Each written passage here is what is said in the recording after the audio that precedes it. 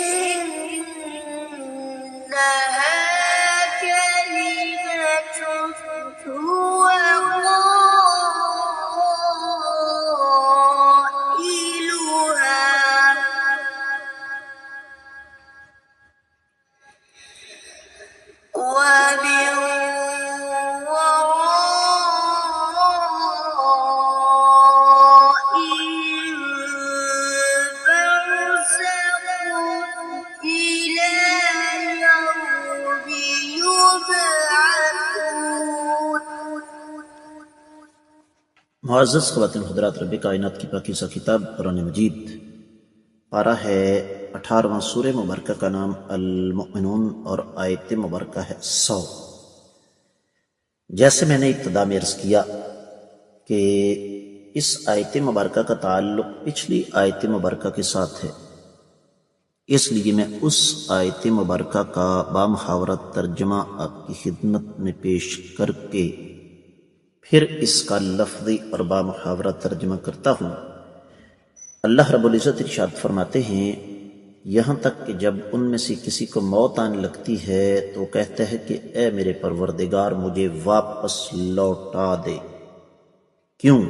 اس کیوں کا جواب آج کے سبق میں، لعلی، تاکہ میں، اعملو، عمل سر انجام دوں، صالحاً، نیک، فیما، وہ والے جو ترکتو، چھوڑ دیے تھے۔ اللہ تعالیٰ نے پھر اس کا خود ہی جواب دیا، کلا، ہرگز نہیں، انہا، بلا شبہ یہ کلمتن، ایک بات ہے، ہوا قائلہا، جس کا یہ قائل ہے، جو یہ کہہ رہا ہے، وَمِن وَرَائِهِمْ، اور ان کے پیچھے پس پشت، برزخن، پردہ ہے، الی یوم، اس دن تک، یبعثون، جب یہ اٹھائے جائیں گے۔ بامحاورہ ترجمہ سماعت فرمائیے گا، تاکہ میں اپنی چھوڑی ہوئی دنیا میں جا کر نیک اعمال کر لوں، ایسا ہرگز نہیں ہوگا۔ یہ تو صرف ایک بات ہے جس کا یہ قائل ہے۔ ان کے پس پشت تو ایک حجاب ہے، اور وہ حجاب ان کے دوبارہ جی اٹھنے کے دن تک ہے۔ معزز خواتین و حضرات، ویسے تو آپ کو اس آیت مبارکہ کی اچھی طرح سمجھ آ گئی ہوگی، لیکن ظاہر بات ہے ہم ایک اپنے سلسلے کو چلاتے ہوئے ان امور کو ضرور جاننا چاہیں گے جو مفسرین کرام نے اپنی زندگی بھر کی محنتوں کے بعد بڑی عرق ریزی کے ساتھ ہمارے سامنے رکھے۔ امام ابن کثیر رحمۃ اللہ علیہ ارشاد فرماتے ہیں کہ یہ ظالم بدبخت قیامت کے دن اللہ کے سامنے پیشی کے وقت جب جہنم کو دیکھیں گے تو اس بات کی تمنا کریں گے جس کا تذکرہ آیت مبارکہ میں موجود ہے، اور نیک اعمال کا وعدہ کریں گے، لیکن اس وقت ان کی تمنا پوری نہیں ہوگی، کیونکہ اس مجبوری کے عالم میں ایسی باتیں زبان میں نکل جاتی ہیں، لیکن یہ باتیں بھی یہ ظالم صرف کہیں گے، کرنے والے نہیں۔ ان کو دنیا میں واپس لوٹا بھی دیا جائے تو یہ لوگ نیک اعمال سر انجام دینے والے نہیں، بلکہ ویسے کے ویسے ہی رہیں گے جیسے پہلے تھے۔ یہ جھوٹے ہیں، لیکن خوش نصیب وہ شخص ہے، خوش نصیب وہ شخص ہے جو اپنی آزادی کے ساتھ نیک اعمال سر انجام دے، اور بد نصیب ہوں گے یہ جن کے پاس دنیا میں مال تھا، اولاد تھی، شہرت تھی، دنیا کی زینت تھی، لیکن اس وقت ان کو کسی چیز کی خواہش نہیں ہوگی، بلکہ صرف یہ چاہیں گے کہ ہمیں 2 روز کی زندگی اور مل جائے تو ہم نیک اعمال کر لیں، لیکن وہ تمنا بیکار، وہ آرزو بے سود اور خواہش بے جا ہوگی۔ امام ابن کثیر رحمۃ اللہ علیہ فرماتے ہیں کہ دراصل یہ اللہ تعالیٰ کی طرف سے ان بد نصیبوں کو ڈانٹ ہوگی کہ یہ بھی تمہاری صرف زبانی کلامی بات ہے، تم نے عمل اب بھی نہیں کرنا۔ امام علا بن زیاد رحمہ اللہ کا قول نقل فرمایا ابن کثیر رحمۃ اللہ علیہ نے کہ لوگوں تم یہ سمجھ لو کہ میری موت آ چکی تھی، لیکن میں نے اللہ تعالیٰ سے دعا کی کہ مجھے چند روز کی مہلت دے دو تاکہ میں نیکیاں کر لوں، تو لوگوں نیکیاں کرو۔ اللہ فرماتے ہیں کہ کافر کی اس امید کو یاد رکھو اور خود زندگی کی گھڑیاں اللہ تعالیٰ کی اطاعت میں گزارو۔ سیدنا ابو ہریرہ رضی اللہ تعالیٰ عنہ کا قول نقل فرمایا امام ابن کثیر رحمۃ اللہ علیہ نے کہ جب کافر کو اپنی قبر میں رکھا جاتا ہے تو جہنم میں اپنا ٹھکانہ دیکھ لیتا ہے اور کہتا ہے کہ اے میرے رب، مجھے آپ دنیا میں لوٹا دیجیے، میں توبہ کر لوں گا، نیک اعمال کروں گا۔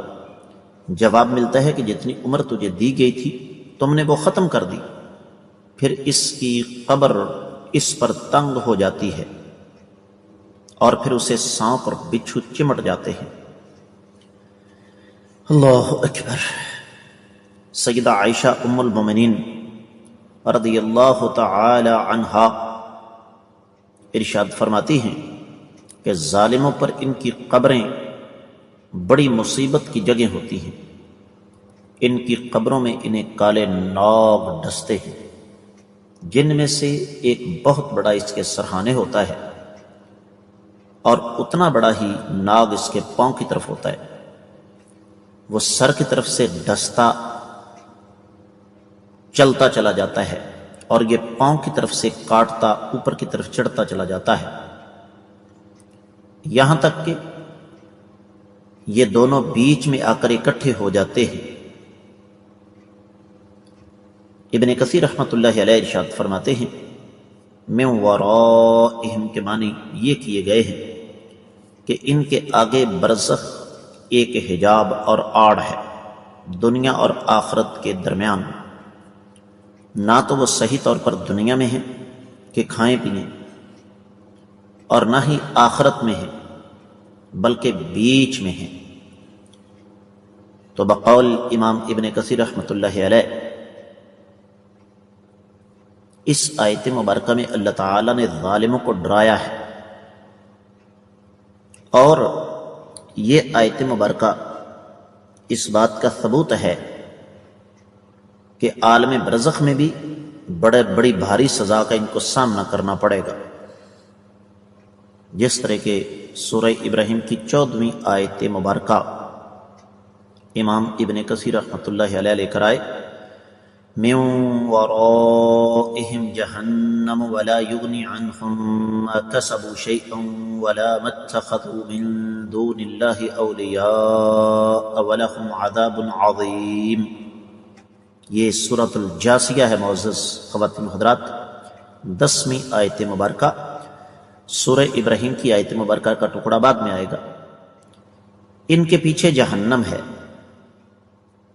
ان کے اعمال ان کو کوئی فائدہ نہیں دیں گے، اور نہ ہی ان کے وہ باطل المعبود جن کو یہ اللہ کے مقابلے میں کھڑا کرتے تھے، اور ان کے لیے بہت بڑی سزا ہے۔ سورہ ابراہیم کی اس آیت 17 کا ٹکڑا ہے وَمِن وَرَائِهِمْ عَذَابٌ غَلِيظٌ، ان کے پیچھے بڑا سخت عذاب، بڑی سخت سزا ہے۔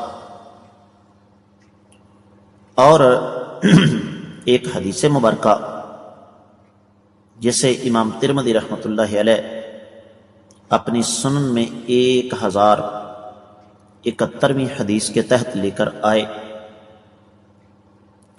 محدث العصر شیخ البانی رحمہ اللہ نے اس کو صحیح قرار دیا۔ اس میں ہے کہ یہ ظالم اپنی قبر میں مسلسل اس عذاب کی اذیت برداشت کریں گے، اور یہ سلسلہ قیامت تک چلتا رہے گا۔ معزز خواتین حضرات، خواہش تو تھی کہ اس آیت مبارکہ کو مکمل کر لیا جاتا، لیکن وقت کی قلت آڑے آ رہی ہے۔ آج کا سبق یہیں تک ہی، اللہ نے چاہا تو کل ہم اسی کو لے کر آگے بڑھیں گے۔ اجازت دیجیے، السلام علیکم ورحمۃ اللہ وبرکاتہ۔